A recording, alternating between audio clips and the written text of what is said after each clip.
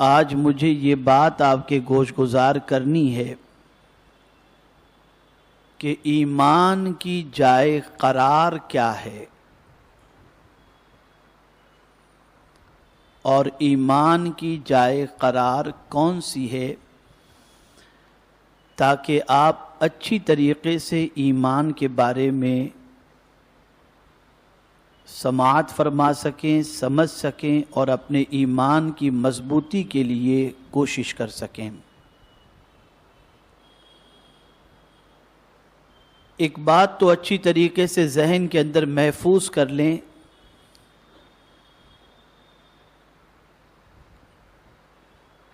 کہ زندگی بھر اچھے اعمال کرنے کے باوجود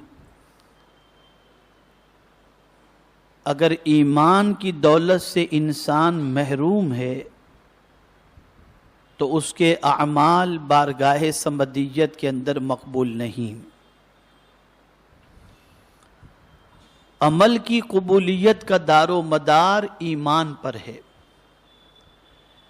اسی لیے قرآن مقدس میں کم و بیش 42 مقامات پر ایمان کے ساتھ ساتھ عمل صالح کا ذکر آیا۔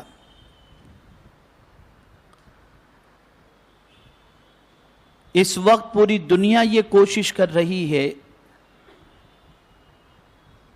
کہ بے عملی کے سیلاب کے ساتھ ساتھ مسلمان کا ایمان بھی خطرے میں پڑ جائے یا مسلمان ایمان کی دولت سے محروم ہو جائیں، اور میں یہ سمجھتا ہوں کہ لاشعوری طور پر بہت سارے مسلمان کلمہ کفر اپنی زبان سے ادا کر بیٹھتے ہیں اور انہیں خبر تک نہیں ہوتی اور ان کے ایمان کا شجر جل کر کے راکھ ہو جاتا ہے۔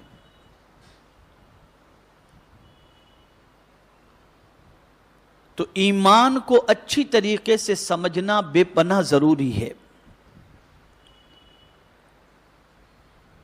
اور خاص طور پر یہ بات بھی ذہن کے اندر محفوظ رہے کہ نجات کا دار و مدار بھی ایمان ہی پر ہے۔ اگر کوئی مومن بے عمل ہے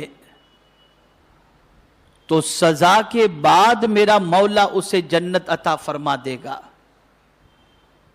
لیکن اگر کوئی شخص صاحب عمل ہے لیکن بے ایمان ہے تو اس کی نجات کا کوئی امکان ہے ہی نہیں۔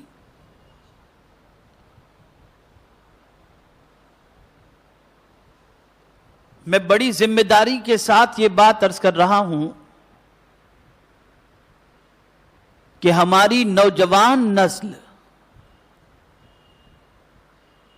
چلتے پھرتے اٹھتے بیٹھتے ایسے کلمات اپنی زبان سے ادا کرتی ہے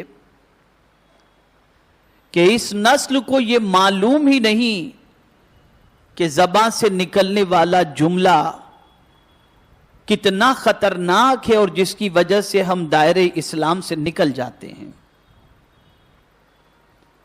بہت سارے کاروبار کرنے والے،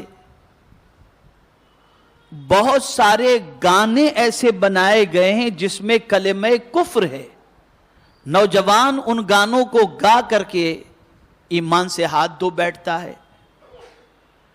تو میرے پیارے آقا صلی اللہ تعالی علیہ وسلم کے پیارے دیوانوں، بہت آہستہ آہستہ ٹھنڈے دماغ سے میں آپ کے دل و دماغ کے اندر ایمان کی تعریف کو، ایمان کے معنی اور مطالب کو اتارنے کی کوشش کروں گا، اور میں چاہوں گا کہ مکمل توجہ اور انہماک کے ساتھ آپ گفتگو کو سماعت فرمائیں، اس لیے کہ اسی پر سارا دار و مدار ہے، ایمان ہی پر سارا دار و مدار ہے۔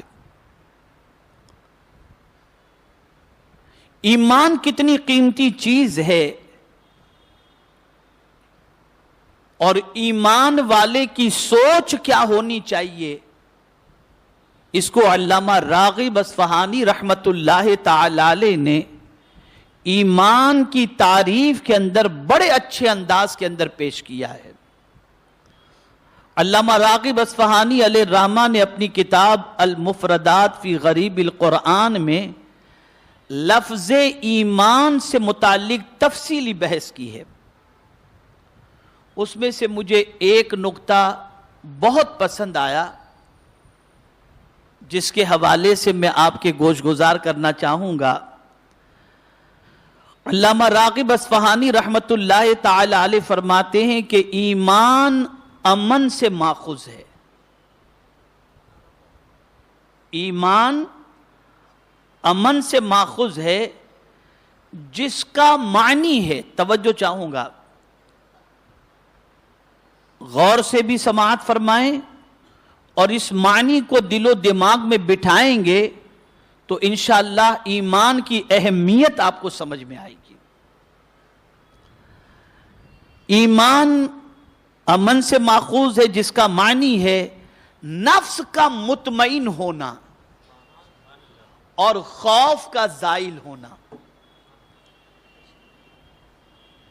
نفس کا مطمئن ہونا اور خوف کا زائل ہونا۔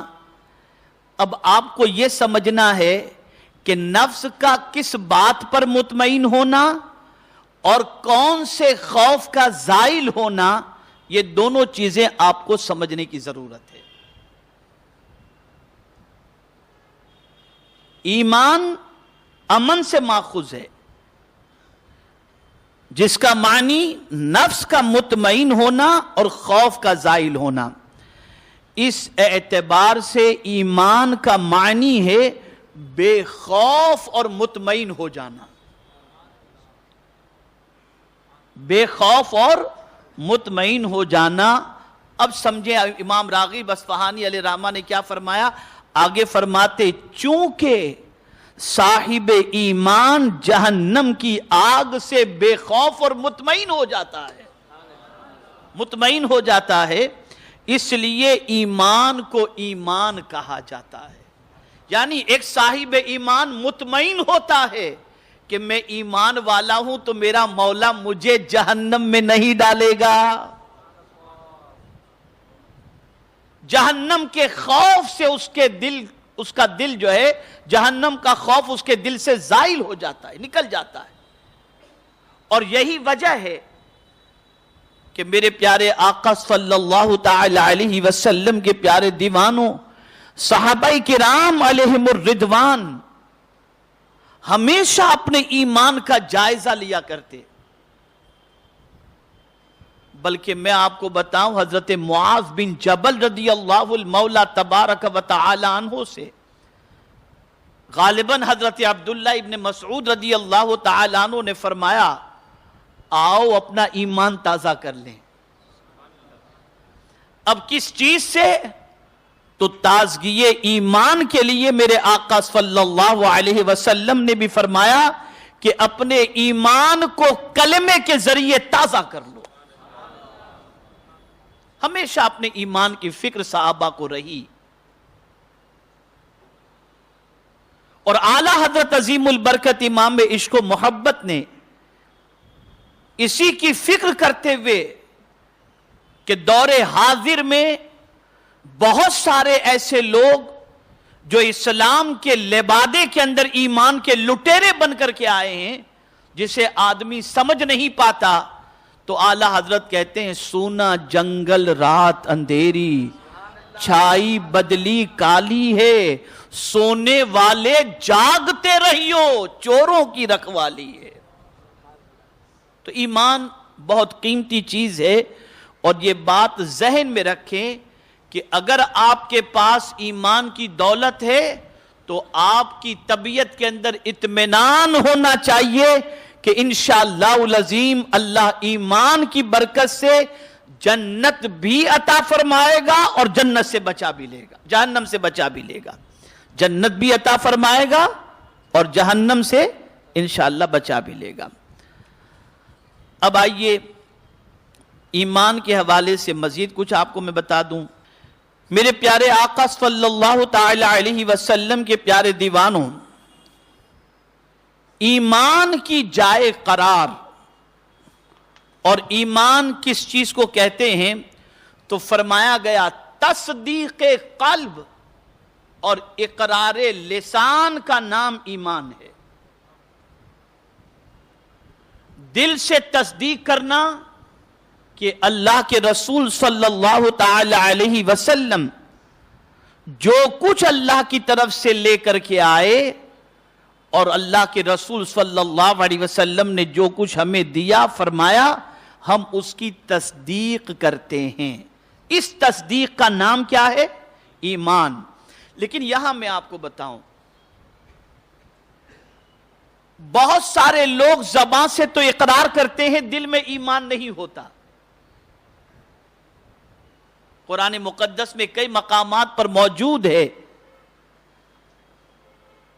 کہ توحید اور آخرت کے اقرار کرنے والے کے حوالے سے بھی میرے مولا نے فرمایا کہ وہ مومن نہیں۔ وَمِنَ النَّاسِ مَنْ يَقُولُ آمَنَّا بِاللَّهِ وَبِالْيَوْمِ الْآخِرِ وَمَا هُمْ بِمُؤْمِنِينَ۔ لوگوں میں کچھ لوگ ایسے ہیں جو کہتے ہیں کہ ہم اللہ اور یوم آخرت پر ایمان لائے، لیکن پروردگار فرماتا ہے وہ مومن نہیں، وہ مومن نہیں۔ اب میرے کریم سے پوچھتے ہیں کہ اے میرے پروردگار، یہ توحید کا بھی اقرار کر رہے ہیں، آخرت کا بھی اقرار کر رہے ہیں، پھر بھی یہ مومن کیوں نہیں؟ تو رب فرماتا ہے فی قلوبہم مرض۔ بات دل کی ہی آ گئی، ان کے دل میں کھوٹ ہے، ان کے دل میں مرض ہے۔ بعض مفسرین نے یہ بھی فرمایا کہ چونکہ ایمان باللہ اور ایمان بالآخرت کی بات کی گئی اور ایمان بالرسالت کی بات نہیں کی گئی، اس لیے وہ مومن نہیں۔ تو میں آپ کو بتاؤں کہ ایک اور مقام پر تو صرف رسالت کا اقرار نظر آتا ہے، وہاں بھی پروردگار نے ان کے حوالے سے فرمایا کہ یہ جھوٹ بول رہے ہیں۔ اذا جاءک المنافقون قالوا نشهد انك لرسول الله والله يعلم انك لرسوله والله يشهد ان المنافقين لكاذبون۔ جب منافق حضور کے پاس آتے تو کہتے ہم گواہی دیتے ہیں کہ آپ اللہ کے رسول ہیں۔ تو میرا مولا فرماتا ہے اللہ جانتا ہے کہ آپ اللہ کے رسول ہیں، لیکن منافق جھوٹ بول رہے ہیں اس لیے کہ ان کے دل میں آپ کی محبت نہیں ہے۔ پتہ چلا زبان سے 1000 انسان اقرار کر لے، لیکن اگر دل کی تصدیق اس کے ساتھ نہیں ہے تو اس کا ایمان اللہ کے نزدیک معتبر نہیں ہے۔ یہ جملہ یاد رکھیے گا، کس کے نزدیک معتبر نہیں؟ اللہ کے نزدیک۔ ہم لوگوں کے لیے یہ ہے کہ اگر کوئی شخص ہمارے سامنے کلمہ پڑھ لیتا ہے تو ہم اس کے دل کو دیکھنے کی طاقت تو نہیں رکھتے، ہمیں اس کو مسلمان سمجھ لینا چاہیے، اس لیے کہ اس کے قلب کی کیفیت کو مولا جانتا ہے۔ تو عند اللہ و عند الرسول وہ مومن نہیں ہوگا اگر قلب سے اس نے تصدیق نہیں کی۔ لیکن قلب سے تصدیق کی اور اسے اظہار کا موقع نہیں ملا کلمے کا، تب بھی وہ مومن ہے، تب بھی وہ مومن ہے۔ اور اسی طریقے سے یہ بھی ذہن میں رکھیں، اب جو بات مجھے عرض کرنی ہے یہ خاص طور پر ذہن میں رکھیں آپ، اور وہ بات یہ ہے کہ جو کچھ اس وقت ہمارے ملک میں ہو رہا ہے وہ کسی سے چھپا نہیں۔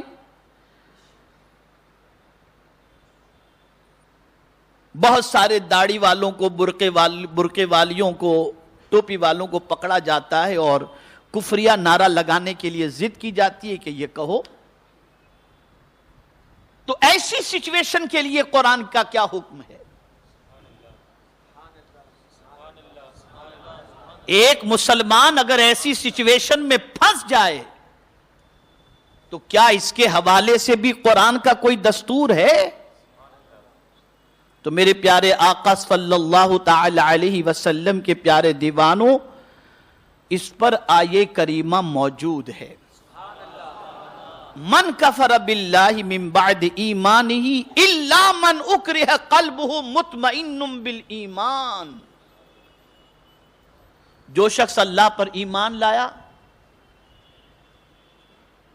اور اس کے بعد اس کی زبان سے کفریہ کلمہ نکل گیا،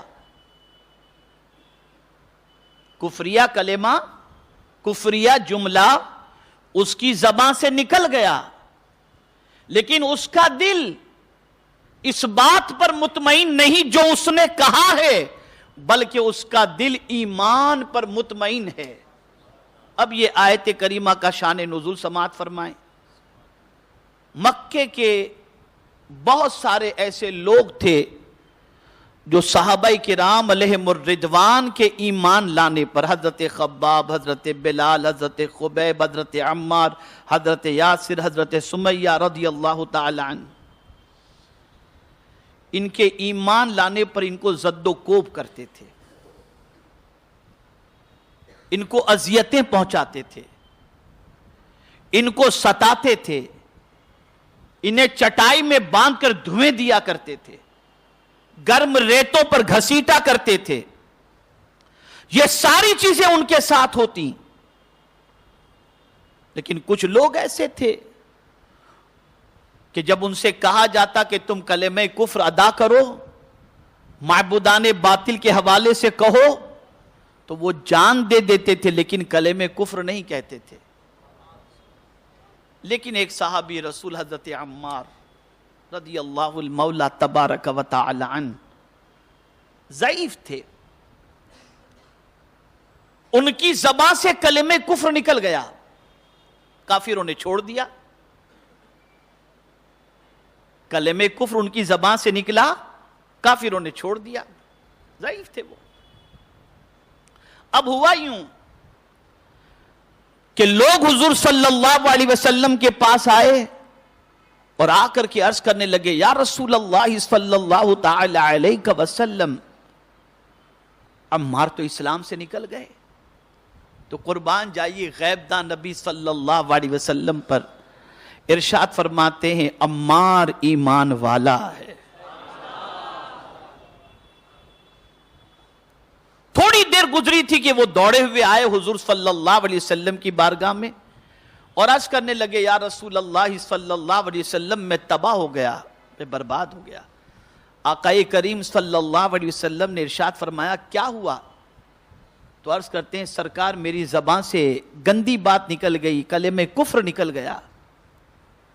تو میرے آقا صلی اللہ علیہ وسلم نے فرمایا، یہ بتاؤ جب تم کلمہ کفر کہہ رہے تھے اس وقت تمہارا دل ایمان کے سلسلے میں کیا کہہ رہا تھا؟ کہا حضور دل ایمان پر مطمئن تھا۔ سرکار نے فرمایا، تم مومن ہو، تم مومن ہو۔ یہاں سے یہ بات سمجھ میں آئی کہ بہت سارے زندگی کے ایسے مواقع آتے ہیں جس میں انسان کو جان بچانے کے لیے ایسے کلمات کہنے کی ضرورت پیش آ جاتی ہے۔ ہاں، اس کا مقام کیا کہنا جو جان دینے کے لیے تیار ہو جائے لیکن کلمہ کفر نہ کہے۔ لیکن اسلام اتنا آسان مذہب ہے کہ یوں جلدی سے اپنے دائرے سے کسی کو نکلنے نہیں دیتا، بلکہ اگر کوئی جان بچانے کے لیے یہ کہہ دے تو قرآن اس کے ایمان کی گواہی دیتا ہے، لیکن شرط یہ ہے کہ دل اس کا ایمان پر جمع ہوا ہونا چاہیے۔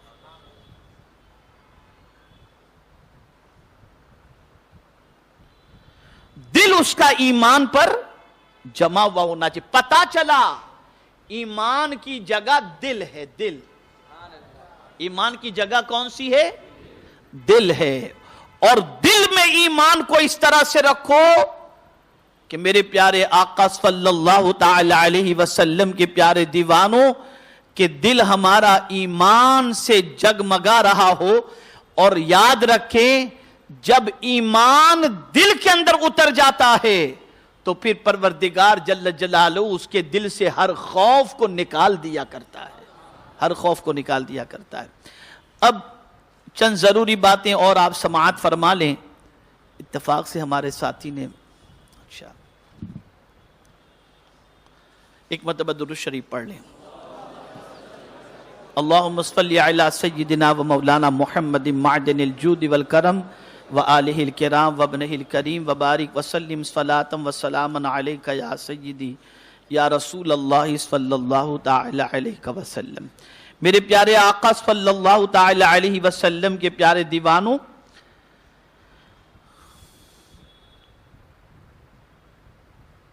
منافقین کے حوالے سے بہت سارے آپ کو منافقین ملیں گے. منافق کس کو کہتے ہیں؟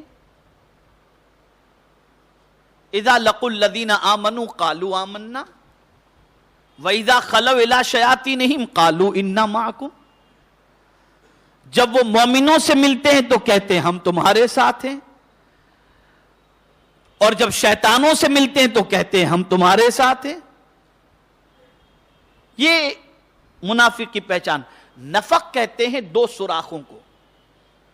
یہ جو آپ مکہ مکرمہ اور مدینہ منورہ جائیں گے تو جو ٹنل ہوتا ہے نا، ٹنل تو سمجھتے ہوں گے. تو ٹنل میں دو سوراخ ہوتے ہیں نا، ایک سے گاڑی جاتی ہے دوسرے سے نکلتی ہے. تو نفق کس کو کہتے ہیں؟ اور منافق کے معنی ہوتا ہے دو منہ والا. دو منہ والا وہ ایک جگہ پر نہیں ہوتا، جہاں وزن دیکھا وہاں پر جھک گیا. اسی لیے قرآن مقدس میں رب قدیر جل جلالہ نے منافقین کے حوالے سے فرمایا یقولون بافواہہم ما لیس فی قلوبہم.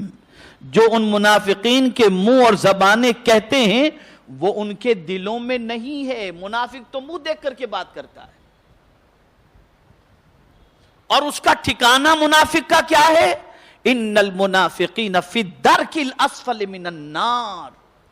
جہنم کا سب سے نچلا جو طبقہ ہے اس طبقے میں اللہ عز و جل منافقین کو رکھے گا.